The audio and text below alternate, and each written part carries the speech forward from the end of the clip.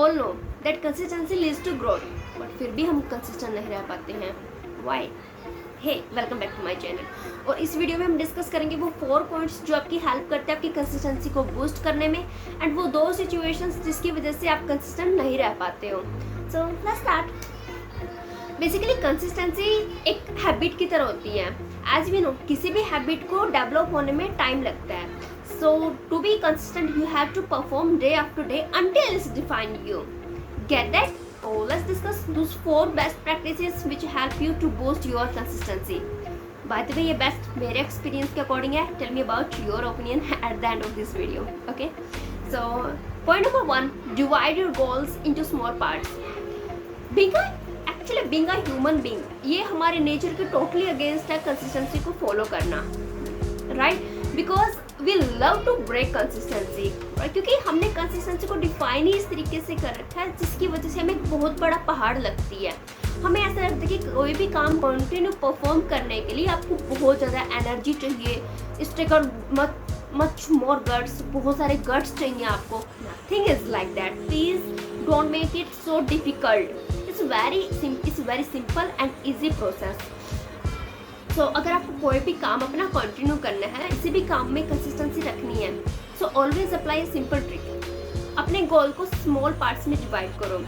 एक साथ सभी काम एक साथ करने की कोशिश मत करो, बिकॉज जब भी आप किसी काम को करते वक्त एंड रिजल्ट के बारे में सोचते हो, आप 2-3 दिन उसके लिए मोटिवेट होते हो, बट जब आपको डेली परफॉर्म करनी होती है वो सारी एक्टिविटीज़, देन आपको कभी प्लेजर नहीं मिलता उससे, आपको पेन होता है वहाँ पे. दैट्स वाई 3 दिन 4 दिन करने के बाद आप फिर वही बैक टू नॉर्मल हो जाते हो, राइट?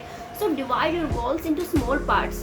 फॉर एग्जाम्पल, आप you are not a morning person and you want to be a morning person, then don't think like that कि अगर आप 9 o'clock 10 o'clock उठते हो मॉर्निंग में और आप इमीडिएट नेक्स्ट डे से स्टार्ट कर पाओगे 6 o'clock उठना. It's very next to impossible. आप 3 दिन 4 दिन हद मार के आप 1 हफ्ता कर पाओगे. 1 हफ्ता भी बहुत ज़्यादा, बट फिर भी आप 1 हफ्ता कर पाओगे. 8वें दिन आप ये सेम प्रोसेस कर ही नहीं पाओगे, राइट? सो अगर आपको इस हैबिट को चेंज करना है, सो आप डायरेक्टली 9 to 6 मत करो. आपको डेली की 15 मिनट्स 20 मिनट्स जैसे भी आप कंफर्टेबल हो उसके अकॉर्डिंग चेंजेस करो. मीन्स अगर 9 बजे उठते हो, देन 15 मिनट पहले उठने की हैबिट लगाओ. जब आप 3-4 दिन प्रैक्टिस में इस एक्टिविटी में कंफर्टेबल हो जाते हो, देन फिर नेक्स्ट 15 मिनट्स डिक्रीज कर दो वहाँ पे. जब इस तरीके से आप अपने स्टेप बाय स्टेप अपने गोल्स की तरफ चलते चले जाओगे, देन आप इजीली अपने वर्क को कंटिन्यू कर पाओगे. बिकॉज अभी आपका रीज़न अपने गोल को अचीव करना नहीं है, अभी आपका रीज़न है वो छोटे छोटे स्टेप को कंप्लीट करना और वहाँ से प्लेजर ग्रैब करना. Get that? Point number 2, focus on incremental improvements. As we earlier discuss कि कोई भी हैबिट हम एक साथ डेवलप नहीं कर सकते हैं, क्योंकि हमारा माइंड उस तरीके में वर्क ही नहीं करता है. नो डाउट बैड हैबिट्स को हम इजीली ग्रैब कर लेते हैं क्योंकि वहाँ पर आपको इमीडिएट प्लेजर मिलता है, बट कभी भी आपको गुड हैबिट डेवलप करते वक्त इमीडिएट प्लेजर नहीं मिल सकता, वहाँ पर आपको इमीडिएट पेन मिलता है. ओके? एंड अगर आप उस हैबिट को एक्चुअली में डेवलप करना चाहते हो, कंटिन्यू करना चाहते हो, देन आपको फोकस एंड पेशेंस रखने की बहुत ज़रूरत है. और वहीं से फोकस एंड पेशेंस रखने की आपको जो डेडिकेशन है वो मिलती है आपकी जो स्मॉल अचीवमेंट्स होती हैं वहाँ से. सो कभी भी अपनी स्मॉल अचीवमेंट्स को अंडर एस्टिमेट मत करो.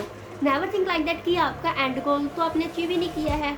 जैसे कि हमने लास्ट पॉइंट में डिस्कस किया था कि divide your goals into small parts, और जब आपके वो जो स्मॉल पार्ट्स को आप अकम्प्लिश करते चले जाते हो, दैन उसको अंडर एस्टिमेट मत करो. अप्रिशिएट करो अपनी छोटी छोटी अचीवमेंट्स को, क्योंकि वहीं से आपको रियल प्लेजर मिलेगा, और प्लेजर मिलेगा देन आपके फोकस एंड आपका पेशेंस दोनों इम्प्रूव होंगे. और अगर आपके अंदर फोकस एंड पेशेंस इम्प्रूव हो गया, देन आपकी कंसिस्टेंसी आप कंटिन्यू देन आपकी कंसिस्टेंसी वहाँ पे बिल्ड हो जाती है.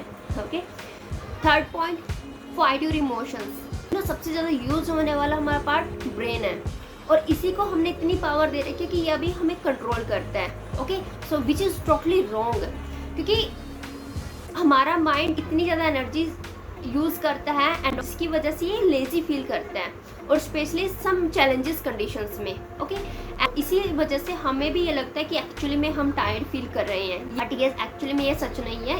It's just a biological trick, nothing else. इसकी वजह से आपके इमोशंस आपके ऊपर हावी हो जाते हैं. दैट्स वाई आप प्रॉपरली अपने वर्क को परफॉर्म नहीं कर पाते हो। सो अगर आपको अपने वर्क को कंटिन्यूटी में परफॉर्म करना है, देन आपको अपने इमोशंस पे कंट्रोल करना होगा।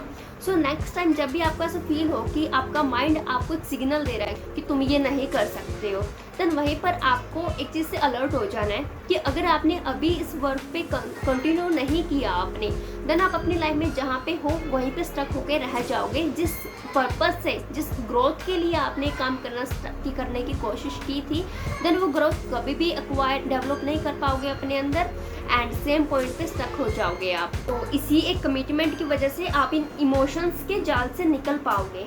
सो you have to push yourself. Okay, 4th point, learn from failure. Look, we all are just human beings. Nobody is perfect. So don't feel regret. Means अगर आपको कभी ऐसा लगता है कि आपने कोई शेड्यूल फॉलो करने की कोशिश की थी, but due to some circumstances, due to your daily schedule and all that, due to your routine, आप उस वर्क को परफॉर्म नहीं कर पाए properly, then don't think like that कि आप कभी भी कोई काम कंटिन्यूटी में कर ही नहीं पाओगे। उस फेलियर को पकड़ के मत बैठो। ओके, मैं ये तो नहीं कहूँगी आपको गिल्ट नहीं होना चाहिए उसको लेके, नहीं, गिल्ट होना चाहिए आपके अंदर, बिकॉज जब तक आपके अंदर गिल्ट नहीं होगा अपने फेलियर को लेके या फिर अपनी किसी रॉन्ग हैबिट को लेके, आपकी एक हैबिट बन जाएगी हर बार उस काम को करने की, हर बार अपने रूल्स को ब्रेक करने की। तो गिल्ट होना चाहिए, बट उस गिल्ट को पकड़ के मत बैठो, उस गिल्ट से कुछ सीखो, एक इम्प्रूवमेंट के साथ अपने नेक्स्ट एक्टिविटीज़ को परफॉर्म करना स्टार्ट करो। ओके, सो फाइनली बात करते हैं अब उन 2 सिचुएशंस पर जिसकी वजह से आपकी कंसिस्टेंसी ब्रेक होती है। Point number 1, when you see no improvement in yourself. इसके लिए सबसे पहले आपको अपनी कंसिस्टेंसी की डेफिनेशन को ठीक करना होगा, क्योंकि हमने डेफिनेशन ही गलत बना रखी कंसिस्टेंसी के, दैट्स व्हाई हम कोई काम कंटिन्यूसली कर ही नहीं पाते हैं। सो बेसिक कंसिस्टेंसी का मतलब ये नहीं है कि कोई काम लगातार करना, हम ये समझते हैं कि कंसिस्टेंसी का मतलब है कोई काम लगातार करना जिसकी वजह से आप लगातार करते चले जाते हो, आपको नहीं पता कि आप राइट ट्रैक पे चल रहे हो नहीं चल रहे हो, आपको वहाँ से रिजल्ट नहीं मिलते हैं, फिर आप गिव अप कर लेते हो, राइट। बट कंसिस्टेंसी का एक्चुअली मीनिंग है कंटिन्यू ग्रो करना, कंटिन्यू कुछ नया सीखना। और अगर आपको लग रहा है कि आप कंटिन्यू कुछ नया नहीं सीख रहे हो, कंटिन्यू ग्रो नहीं कर रहे हो, देन आपको अपनी प्रोसेस को चेक करना होगा, राइट। और प्रोसेस को चेक करके उसमें इम्प्रूवमेंट करके देन फिर आपको कंटिन्यू अपना वर्क स्टार्ट करना है, right. So that's the real meaning of consistency. Okay, and second situation है कि आपको वहाँ से रिजल्ट मिल जाते हैं।